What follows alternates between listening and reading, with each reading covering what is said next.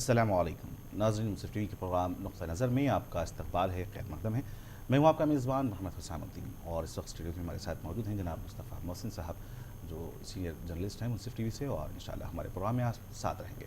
नाज़रीन, इस प्रोग्राम में हम ताज़ा तरीन ख़बरों का हक़ीक़त पर मबनी तज्ज़िया करने और इनके पीछे छुपी हुई सच्चाई को आप तक पहुँचाने की कोशिश करते हैं, क्योंकि शुरू से ही हमारा विज़न यही रहा है कि मुंसिफ टीवी का साथ, सच का साथ।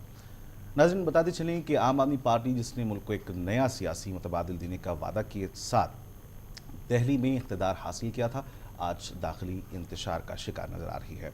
सियासी जमातों में रस्साकशी और दाखिली तनाज़ात कोई नई बात तो नहीं है, लेकिन आम आदमी पार्टी में इतनी जल्द इस सूरत हाल का पैदा होना बहरहाल तशवीशनाक कहा जा सकता है।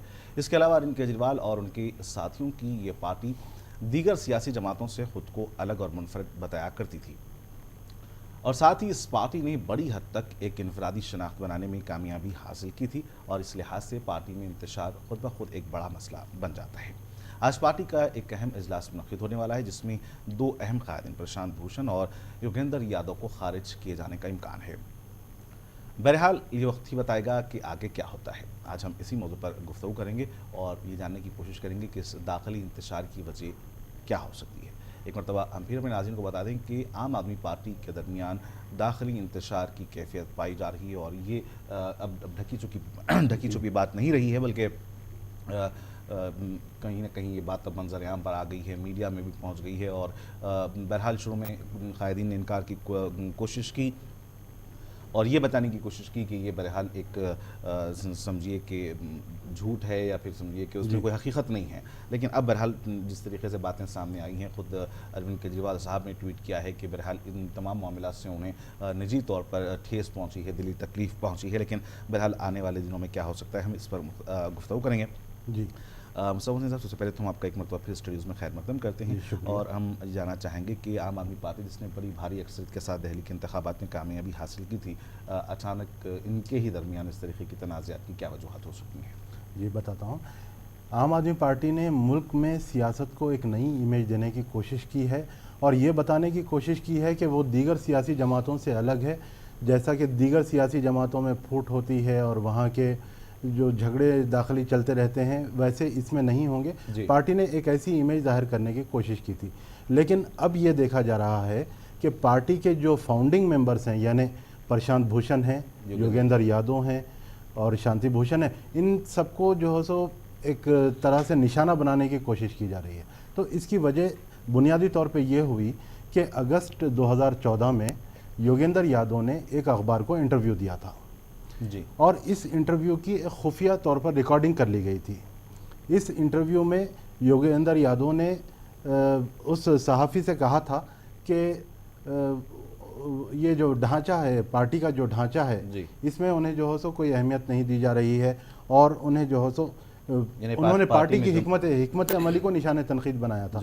उन्होंने ये कहा था कि हरियाणा में वो पार्टी के लीडिंग मेंबर हैं, और उन्होंने वहाँ एक स्ट्रॉन्ग फाउंडेशन बनाया है जी, इसीलिए पार्टी को वहाँ के असेंबली इंतखाबात में हिस्सा लेना चाहिए जी। लेकिन बताया ये गया कि उन्हें इसकी इजाज़त नहीं दी गई, और उन्होंने जो मेहनत की थी वो रायगां गई। तो इस इंटरव्यू की जो खुफिया रिकॉर्डिंग कर ली गई, अब इसी रिकॉर्डिंग को उनके खिलाफ इस्तेमाल किया जा रहा है। लेकिन बहरहाल सियासत में तो इस तरह की ऊंच नीच होती है, इस तरह के बयान दिए जाते हैं, और जहाँ तक अगर हम आम आदमी पार्टी या कोई भी सियासी जमात की बात करें, तो बहरहाल वक्त एक जैसा नहीं रहता। तो मुमकिन है ये पुरानी बातें हैं, इसको करेक्ट कर ऐसे मौके पर क्यों लाया जा रहा है, या कहीं ये बैरूनी साजिश तो हम इसे करार नहीं दे सकते कि आम आदमी पार्टी को अभी से उसको जो है उसके सुतूनों को हिलाने की कोशिश की जा रही है। देखिए, योगेंद्र यादव ने शुरू में तो ये कहा था कि ये तमाम इख्तलाफात की जो बातें हैं, ये तमाम तसव्वुराती हैं, इनकी कोई बुनियाद नहीं। लेकिन अब वो ये कह रहे हैं कि उन्हें निशाना बनाया जा रहा है। और हुआ ये कि 26 फरवरी को पार्टी का जो आमिला इजलास मुनक़िद हुआ था, उसमें ये रिकॉर्डिंग पेश की गई, और कहा गया कि योगेंद्र यादव मुखालिफ पार्टी सरगर्मियों में, एंटी पार्टी सरगर्मियों में मुलविस हैं जी।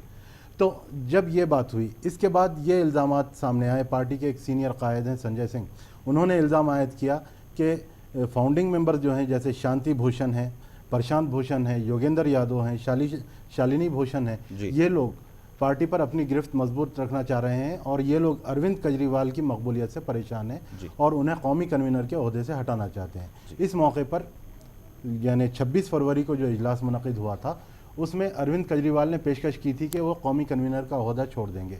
आज भी उन्होंने ये कहा है कि आज जो इजलास मुनक़िद होने वाला है उस इजलास में वो शिरकत नहीं करेंगे और वो इलाज के लिए बेंगलोर रवाना हो गए हैं।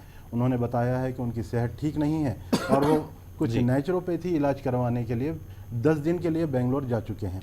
बहरहाल, तो ये जो इल्ज़ामात आयद किए जा रहे हैं कि शांति भूषण, प्रशांत भूषण और योगेंद्र यादव, ये लोग पार्टी पर अपनी गिरफ्त कायम रखना चाहते हैं, ये लोग अरविंद केजरीवाल की मकबूलियत से परेशान हैं, तो ये इल्ज़ामात बड़े तशवीशनाक हैं कि इतने कलील अरसे में पार्टी ने हालिया अरसे में दिल्ली असेंबली इंतखाबात में भारी अक्सरियत से कामयाबी हासिल की है। अवाम को बहुत सारी तवक्कुआत वाबस्ता हैं पार्टी से। इसके बाद पार्टी ने जो इमेज दी थी उस इमेज के ख़िलाफ़ जाते हुए ये जो इल्ज़ामात सामने आ रहे हैं ये तशवीशनाक हैं और अफसोसनाक हैं। ऐसा नहीं होना चाहिए। बिल्कुल सही कहा आपने कि ये बहरहाल तशवीशनाक और अफसोसनाक हैं इस जाविये से भी कि जो पार्टी बहरहाल जमहूरियत का के नाम पर उसने कोशिश की। अगर वो पार्टी खुद अगर दाखिली तौर पर अगर जमहूरियत उसके अंदर नहीं पाएगी तो बहरहाल और आपसी रस्साकशी वहाँ पर देखी गई तो जाहिर है कि आने वाले दिनों में इसका नुकसान और खमियाजा उठाना पड़ सकता है। जैसा कि भी आपने कहा कि संजय सिंह जो स्पोक्स पर्सन हैं और आम आदमी पार्टी के नेशनल कायद हैं, आज की मीटिंग के बारे में उन्होंने कुछ मालूमात दी हैं। तो नाज़रीन देखते हैं कि संजय सिंह का इस मुतनाज़ा मामले पे क्या कहना है। पूरे देश की जनता को उम्मीदें हैं आम आदमी पार्टी को, और आम आदमी पार्टी के कार्यकर्ताओं को बहुत उम्मीदें हैं। लाखों कार्यकर्ता जो समर्पित भाव से पार्टी के लिए दिन रात काम कर रहे हैं, उन सबको उम्मीदें हैं। मैंने यही बात कही कि उन सबको कष्ट होता है, दुख होता है जब इस तरह की घटनाएं पार्टी के अंदर होती है। कल इन सारे विषयों पर राष्ट्रीय कार्यकारिणी में चर्चा होगी और फैसला होगा। पूरे देश की जनता को उम्मीदें हैं आम आदमी पार्टी को, और आम आदमी पार्टी के कार्यकर्ताओं को बहुत उम्मीदें हैं। लाखों कार्यकर्ता जो समर्पित भाव से पार्टी के लिए दिन रात काम कर रहे हैं, उन सबको उम्मीदें हैं। मैंने यही बात कही कि उन सबको कष्ट होता है, दुख होता है जब इस तरह की घटनाएं पार्टी के अंदर होती है। नाज़रीन, इसके अलावा आम आदमी पार्टी के सीनियर कायद HS फुल्का ने मुंसिफ TV के नुमाइंदे से भी कल इस मामले पर गुफ्तगू की है और अपना नुक्ता नज़र उन्होंने बयान किया है। देखते हैं कि उनका इस मामले पर क्या रद्द-ए-अमल है। दिल्ली में आम आदमी पार्टी की सरकार बनते ही आम आदमी पार्टी में अंदरूनी इंतशार फैल चुका है और आम आदमी पार्टी के कन्वीनर को लेकर के अरविंद केजरीवाल किस तरीके से 2 ओहदे पर बने रहे, खुद पार्टी में कुछ ना कुछ गड़बड़ है। हमारे साथ HS फुल्का साहब हैं। सर, कैसे देखते हैं, क्या आम आदमी पार्टी की सरकार आने के बाद जो बात कही जाती थी कि दूसरी पार्टियों में डेमोक्रेसी नहीं, आम आदमी पार्टी आएगी, डेमोक्रेसी आएगी, लेकिन पार्टी में इंटरनल डेमोक्रेसी खत्म होती जा रही है? देखो, ये डेमोक्रेसी है उसी की वजह से ये हो रहा है। अब बात यह है कि अरविंद केजरीवाल का जो विचार है, अगर उसके साथ नेशनल एग्जीक्यूटिव के मेजॉरिटी मेंबर सहमत हैं तो वो डिक्टेटरशिप नहीं है। और अगर जो योगेंद्र यादव कहते हैं उनके साथ नेशनल एग्जीक्यूटिव में मेजॉरिटी नहीं है तो वो बात नहीं मानी जाती।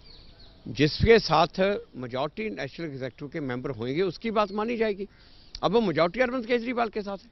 अगर वो मेजॉरिटी अरविंद केजरीवाल के साथ है, आप जैसे कैसे कह सकते हैं, योगेंद्र यादव कैसे कह सकते हैं कि केजरीवाल डिक्टेटर है? ये तो वो आदमी जो कहे कि मेरे साथ मेजॉरिटी नहीं है फिर भी मेरी बात मानी जाए तो वो डिक्टेटर हुए। लेकिन योगेंद्र यादव या प्रशांत भूषण ये तो डेमोक्रेसी की बात कर रहे हैं ना, ये तो कह रहे हैं कि एक इंसान, एक शख्स के पास 2 ओहदा नहीं होना चाहिए। ये जो दिल्ली के लोगों ने जो इतना बड़ा मैंडेट दिया है अरविंद केजरीवाल के नाम पे दिया है, जो मीटिंग होगी, क्या वहां पे योगेंद्र यादव और प्रशांत भूषण का कद कम हो जाएगा मीटिंग के बाद? ये मैं कुछ नहीं कह सकता। नेशनल एग्जीक्यूटिव के जो मेंबर हैं वो डिसाइड करेंगे, मैं तो मेंबर हूं नहीं। लेकिन जिस तरीके से बात आई है, जिन लोगों ने सवालात उठाए हैं, अगर उनकी बात को सिरे से नकार दिया जाएगा, इसका मतलब तो यही है ना कि उसका कद कहीं ना कहीं छोटा हो जाएगा। नहीं, देखो, पद छोटा बड़े वाली बात नहीं है। जो कल को नेशनल एग्जीक्यूटिव जो फैसला करेगी वो सारी पार्टी को मंजूर होगा और सभी बातों पे विचार करके करेंगे वो। और ये जोगिंदर यादव को बहुत सी बातें हैं जो एक्सप्लेन करनी पड़ेंगी उनको। आपको क्या लगता है, आपने पार्टी के चुनाव चिन्ह पर आपने चुनाव भी लड़ा, पार्टी के सीनियर लीडरों में आपका भी शुमार होता है, क्या पार्टी में कहीं कुछ है जो कि सही नहीं चल रहा है अंदरूनी तौर पर? नहीं, देखो, बात ये है कि मैंने भी आज ट्वीट किया है और इसमें जो मेरे साथ हुआ वो बताया है कि ये योगेंद्र यादव ने, जब मैंने पार्टी ज्वाइन की, पूरा मुझे भी रोका पंजाब में जाने से और 1 महीना मेरा पूरा बर्बाद किया और कहा कि पंजाब में आप नहीं जाएंगे, पंजाब में आप जाके बिल्कुल प्रचार नहीं करेंगे। उसके बाद जो उन्होंने टीम अपॉइंट की वहाँ पंजाब में, एक कैंपेन कमेटी अपॉइंट की, उस कमेटी ने मुझे इलेक्शन में मेरा पूरा विरोध किया। तो ये बातें मैंने सेंट्रल लीडरशिप को बताई हैं और अब ये कल को ये सब बातों पे विचार किया जाएगा, उनसे पूछा जाएगा कि ये इन बातों का जवाब दो। उसके बाद जो सेंट्रल लीडरशिप और नेशनल एग्जीक्यूटिव फैसला करेगी वो सबको मंजूर होगा। बहुत बहुत शुक्रिया। इस तरह साफ है पीएसी की कल मीटिंग होनी है और वहीं बहुत सारी बातें जो हैं वो खुलकर सामने आएंगी, लेकिन इतनी बात तो तय है कि जिस तरीके से आम आदमी पार्टी में अंदरूनी तौर पे जो घटनाक्रम लगातार चल रहा है और लगातार बढ़ रहा है, इससे इतनी बात तो क्लियर हो रही है कि कुछ है जो कि सही नहीं है। कैमरा पर्सन सतीश के साथ अंजरुल्लाह, मुंसिफ टीवी। नाज़रीन, ये थे एच.एस. फुल्का साहब जो आम आदमी पार्टी के नेशनल कायद हैं। वो गुफ्तगू कर रहे थे हमारे नुमाइंदे अंजरुल्लाह से कल, जब उनसे इस ताल्लुक़ से पूछा गया और तफसीलात उन्होंने फराहम की हैं। मुस्तफ़ा साहब, आपसे जानना चाहेंगे कि योगेंद्र यादव और प्रशांत भूषण जो ख़ास तौर पर मरकज़ी किरदार हैं इस तमाम इस मामले के, उनका क्या नुक़्ता नज़र इस वक्त सामने आ रहा है? जी, योगेंद्र यादव और प्रशांत भूषण पर जो इल्ज़ाम आयद किया जा रहा है कि वो पार्टी के कौमी कन्वीनर के ओहदे पर कब्ज़ा करने की कोशिश कर रहे हैं, तो योगेंद्र का कहना है कि ऐसी कोई बात नहीं है।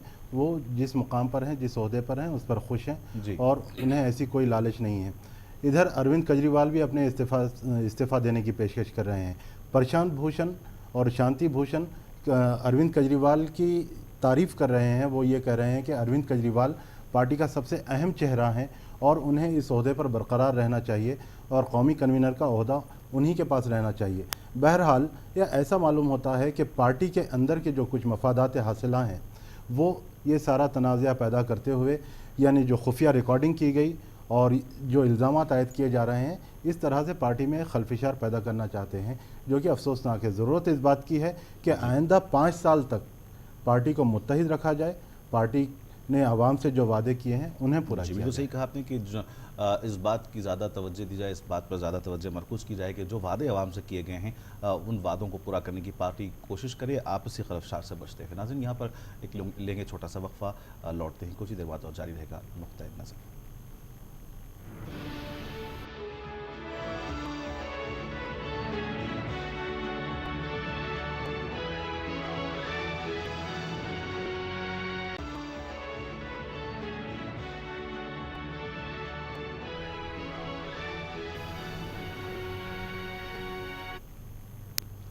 नाज़रीन, प्रोग्राम नुक़्ते नज़र में दोबारा आपका इस्तक़बाल है, खैर मक़दम है। मैं हूँ आपका मेज़बान मोहम्मद हुसैनुद्दीन और स्टूडियो में हमारे साथ मौजूद हैं जनाब मुस्तफ़ा मोहसिन साहब, सीनियर जर्नलिस्ट मुंसिफ टीवी। और हम आज प्रोग्राम नुक़्ते नज़र में गुफ्तगू कर रहे हैं आम आदमी पार्टी में जो खलफशार पाया जा रहा है, गुज़िश्ता 2-4 दिन से जो बातें चल रही हैं वो बहरहाल एक अहम समझिए कि रुख अब इख्तियार करती जा रही हैं। आज पार्टी की एक अहम मीटिंग मुनक़्क़िद होने वाली है जिसमें 2 बड़े कायदीन के ऐसे नाम आ रहे हैं जो आम आदमी के एक अहम सुतून हैं। उन्हें निकाला जा सकता है या पार्टी से मुअत्तल किया जा सकता है, इस तरीके की बातें बहरहाल सामने आ रही हैं। शुरू में तो योगेंद्र यादव और प्रशांत भूषण ने इस मामले को समझिए कि बहुत ज़्यादा सीरियस नहीं लिया और बहरहाल यही कहा गया कि हालात नॉर्मल हैं, लेकिन अब ये इस तरीके की बातें मंजर आम पर आ रही हैं कि बहरहाल कुछ ना कुछ है जिसकी वजह से खलफशार चल रहा है। और इसी को लेते हुए अरविंद केजरीवाल ने भी ट्वीट किया है कि इन तमाम बातों से उन्हें बहरहाल दिली सदमा हुआ है। और हम ये भी बताते चलें कि इस वक्त अरविंद केजरीवाल सेहत के हिसाब से अगर देखें तो उनकी सेहत नासाज है और शुगर लेवल उनका तकरीबन 300 से ज़्यादा बताया जा रहा था। और गालिबन नरेंद्र मोदी जो प्राइम मिनिस्टर हैं उनके मशवरे पे वो बेंगलोर में अपना इलाज के लिए जाने वाले हैं और शायद वहाँ पर वो 8-10 दिन क़याम करेंगे। लेकिन आज पार्टी की जो मीटिंग मुनक़्क़िद होने वाली है इसमें क्या फ़ैसला लिया जाएगा, ये बहरहाल एक अहम मामला है। इस वक्त हमारे साथ नई दिल्ली से जुड़े हैं जनाब अभय कुमार साहब जो पॉलिटिकल एनालिस्ट हैं, उनसे भी इस मामले पर हम गुफ्तगू करते हैं। अभय कुमार साहब, प्रोग्राम नुक़्ते नज़र में आपका हम इस्तक़बाल करते हैं। पहला सवाल ये है कि आम आदमी पार्टी ने जो हाल ही में सत्ता अवाम ने उनके हाथ में दी है, लेकिन अचानक ख़ुद पार्टी के अंदर कहीं ना कहीं डेमोक्रेटिक सिस्टम वो हिल सा गया है, इसकी क्या वजूहत हो सकती हैं? जी देखिए, जहाँ तक बात रही, अगर हम आम आदमी पार्टी की बात करें तो Aam Aadmi Party completely one man ruled, Arvind Kejriwal ruled party है जी। और जिन मुद्दों पर अभी बातचीत हो रही है, जिन मुद्दों को लेकर के अभी घमासान मचा हुआ है, जी वो मुद्दे कोई आज के नहीं है, वो मुद्दे पुराने हैं। जी जी जी और अगर हम बात करें तो अरविंद केजरीवाल ने सही समय को चुन करके उन्होंने अपने व्यक्तिगत हित के लिए पार्टी के लिए किया कि असेंबली पोल के पहले अगर इन मुद्दों को उठाते तो जनता के बीच में उनकी छवि धूमिल हो जाती, पार्टी की छवि धूमिल हो जाती। तो इस कारण उन्होंने असेंबली पोल का इंतजार किया। असेंबली पोल में जब उनको स्पष्ट बहुमत मिल गया, जब पूरी तरह उन्होंने देखा कि वन मैन आर्मी की तरह मैं पार्टी जैसे अब मैं सरकार के साथ साथ वन मैन आर्मी की तरह मैं पार्टी को भी चलाऊं, तो उन्होंने ऐसे समय पर उन्होंने दो प्रमुख लोगों को, योगेंद्र यादव जी को और प्रशांत भूषण जी को, उन्होंने पार्टी से अलग करने का एक तरह से कहे कि निर्णय ले लिया है या आज होने वाला है। जी, लेकिन अगर आपने जैसे कहा कि निर्णय ले लिया है, तो लेकिन बिल्कुल ऐसे वक्त में बहुत ज़्यादा दिन नहीं हुए हैं अभी हुकूमत बनाए हुए, और ये बहुत समझिए कि आप क्या समझते हैं कि ये कोई मामूली बात है? इससे तो केजरीवाल साहब को बड़ा नुकसान हो सकता है। जी देखिए, अभी केजरीवाल साहब को नुकसान होने के लिए बहुत कुछ नहीं है, क्योंकि अभी कोई चुनाव नहीं है। उन्होंने बोल रखा है कि यहाँ के बाहर मुझे चुनाव नहीं लड़ना है। सरकार में उनकी पूरी तरह दखल हो गई है, पूरी दिल्ली का विधानसभा उनके हाथ में है। तो अभी के समय में उनके लिए पार्टी में अपने कद को मजबूत करने के लिए, पार्टी को पूरी तरह अपने हाथ में करने के लिए उनके लिए सबसे अच्छा समय है। जी जी जी। मैं बताऊं कि अभी अगर चुनाव की बात करें तो इस साल के अंत में सिर्फ एक राज्य बिहार में चुनाव होने हैं, उसके अलावा कहीं नहीं चुनाव होने हैं। तो अभी उनको राजनीतिक तौर पर कहीं कोई दिक्कत नहीं है, राजनीतिक तौर पर उनको कहीं चुनाव नहीं लड़ना है, उनको केवल दिल्ली की सरकार चलानी है, उसके अलावा उनको और कोई काम नहीं है। उसके अलावा उनको कोई और राजनीतिक तौर पर कोई काम नहीं है। मतलब राजनीतिक तौर पर सिर्फ बिहार का चुनाव लड़ना इस साल के अंत में अक्टूबर में होगा। जी, तो इस तरह आप कह सकते हैं कि अभी उनको यहाँ सब अपने पार्टी में अपने लोगों को बिठाने का, पार्टी में उनके जो बराबरी कद के लोग थे उनको किनारे करने का उनके लिए सबसे अच्छा मौका है। और मैं बता दूं कि मैं उन खास लोगों में हूं जो कि योगेंद्र यादव जी के साथ मैंने काम किया है। मैं और योगेंद्र यादव जी एक साथ हमने एक प्रोजेक्ट पर हमने और योगेंद्र यादव जी ने काम किया। तो मैं योगेंद्र यादव जी को बहुत करीब से जानता हूँ, उनकी राजनीति को भी मैं बहुत करीब से जानता हूँ। जी जी। तो मैं बताऊं आपको कि लेकिन अभी जो वहां से जो मिल रहे हैं, मुझे जो लग रहा है, मुझे जो कुछ सूचनाएं एक दो ढंग से मिली है, उसमें आज प्रशांत भूषण और योगेंद्र यादव जी की लगभग छुट्टी एक तरह से माना जाए कि तय ही है। और अरविंद केजरीवाल ने अपने आप को इससे बचाए रखने के लिए एक स्वास्थ्य के ग्राउंड पर, स्वास्थ्य के इशू पर वो बंगलोर जाने की बात कर रहे हैं, क्योंकि ऐसी कोई बात नहीं थी कि आज ही उनका स्वास्थ्य कैसे खराब हुआ। स्वास्थ्य ऐसी चीज है जिसको हम कॉम्प्रोमाइज नहीं कर सकते हैं, लेकिन आज के दिन ही ऐसा होना, ये थोड़ा सा मुझे एक ऐसा लग रहा है कि इसके नाम पर कोई दूसरा खेल तो नहीं खेला जा रहा है। जी, बिल्कुल सही कहा कि बहरहाल तबीयत के नासाज होने का हो सकता है कि इलाज का बहाना किया जा रहा हो और वहाँ से वो निकलने की कोशिश करें। लेकिन अगर हम बात करें, जैसा कि आपने कहा कि योगेंद्र यादव और प्रशांत भूषण की पार्टी के लिए बड़ी कुर्बानियाँ रही हैं, लेकिन बिल्कुल ऐसा भी नहीं होगा कि वो साइडलाइन कर दें और वो साइडलाइन हो जाएं। पार्टी में दो धड़े बन सकते हैं और बहरहाल एक आम आदमी पार्टी के लिए कहीं ना कहीं नुकसानदायक बात तो हो सकती है। जी देखिए, सबसे बड़ी बात है कि पार्टी में अगर दो धड़े हो तो उनको अगर हम टोटल बात करें तो उनके 4 लोकसभा सांसद हैं पंजाब से और 67 विधायक हैं उनके दिल्ली में। जी, तो इन 71 में अरविंद केजरीवाल का पूरा पकड़ है। मैं बताऊं कि अगर पीएसी पॉलिटिकल अफेयर्स कमेटी वगैरह में अगर 1-2 लोग इनके खिलाफ चले भी जाए, जिनको कि समय के अनुसार साइडलाइन कर दिया जाए, तो उससे कोई दो धड़े बन जाए तो अरविंद केजरीवाल के राजनीतिक और सरकार के सेहत पर कोई असर नहीं पड़ने जा रहा है। जी बिल्कुल सही कहा। जी बिल्कुल सही कहा अभय साहब आपने कि फिलहाल जिस तरीके की स्थिति वहाँ पर है दिल्ली में और जिस तरीके से उन्होंने सीटें हासिल की हैं, हुकूमत उनकी बन चुकी है, तो फिलहाल अगर हम देखें तो अरविंद केजरीवाल मजबूत स्थिति में ज़रूर हैं। लेकिन एक आखिरी सवाल कि क्या ये जो जिस तरीके का भी हम सिनेरियो देख रहे हैं, ये क्या वाकई इंटरनल ही डेवलप हुआ है या इसके ऊपर कोई एक्सटर्नल प्रेशर भी देखा जा रहा है कि कहीं ना कहीं आम आदमी पार्टी के अंदर फूट पैदा की जाए? जी नहीं, मैं अगर यहाँ तक बताऊं कि जिन लोगों का, जैसे योगेंद्र यादव है और प्रशांत भूषण है, इन लोगों का राजनीतिक का, सामाजिक का इतना ऊंचा है कि इनके नाम पर कोई दूसरा आदमी गेम खेल रहा हो या खेल रहा हो, इसमें थोड़ा सा मुझे अविश्वास है। क्योंकि यह इंटरनल बात है और अरविंद केजरीवाल एक ब्यूरोक्रेट रहे हैं। उनका ब्यूरोक्रेसी की तरह सरकार और पार्टी चलाने, इससे पहले भी उन पर एक ब्यूरोक्रेट की तरह